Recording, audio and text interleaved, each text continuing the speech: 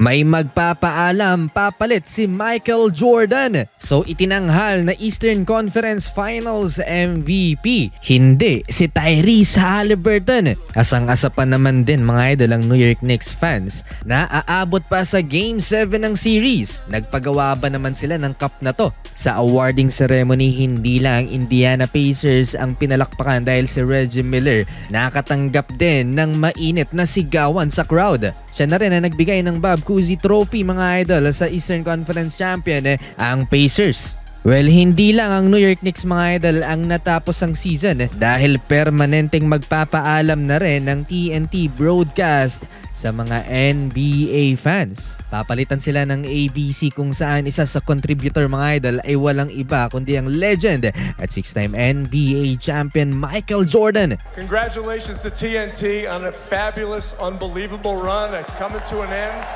Parang maiiyak si Ernie Johnson mga idol at eto na ang MVP. Hindi si Tyrese Haliburton. Pascal Siakam.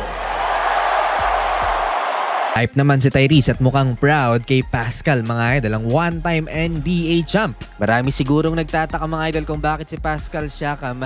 Consistent lang naman siya simula Game 1 kung saan nagtala siya ng 17 points, Game 2 39, 17, 30, 15 at ngayon naman 31 points in 10 out of 18 shooting. Napakarami ang hindi sumang-ayon mga idol na NBA fans na dapat daw si Tyrese Haliburton ng Eastern Conference Finals sa MVP. Almost 25 points average mga idol si Pascal sa series na to with 5 rebounds and 3.5 assists per game. Habang si Tyrese Haliburton nag-average ng 21 points, 10.5 assists, 6 rebounds and 2.5 steals per game dito sa Conference Finals. Kaya maiintindihan mo talaga yung ibang fans na sinasabing si Tyrese yung MVP dahil sa bawat panalo ng Indiana Pacers napaka-impressive yung naitala niyang stats, including the 32 points, 15 assists, 4 steals without turnover noong Game 4. At ngayong Game 6, 21 points, 13 assists, 6 rebounds and 3 steals, 1 block ang naitala ni Tyrese. Balikan natin ang TNT broadcast mga idol. Parang maiiyak si Kevin Harlan na nagpapaalam sa kanyang mga co-announcers kay Reggie Miller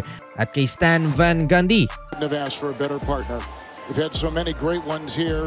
We're going to see some. Eto na rin ang huling pagkakataon mga idol na makikita nating magkasama si Shaquille O'Neal, Ernie Johnson, Charles Barkley at Kenny Smith sa Inside the NBA. Hanggang Eastern Conference Finals lang ang broadcast nila mga idol dahil usually pag NBA Finals, ABC na yung nagko-cover nun. So yun, hell of a run para sa apat na legend ng TNT mga idol.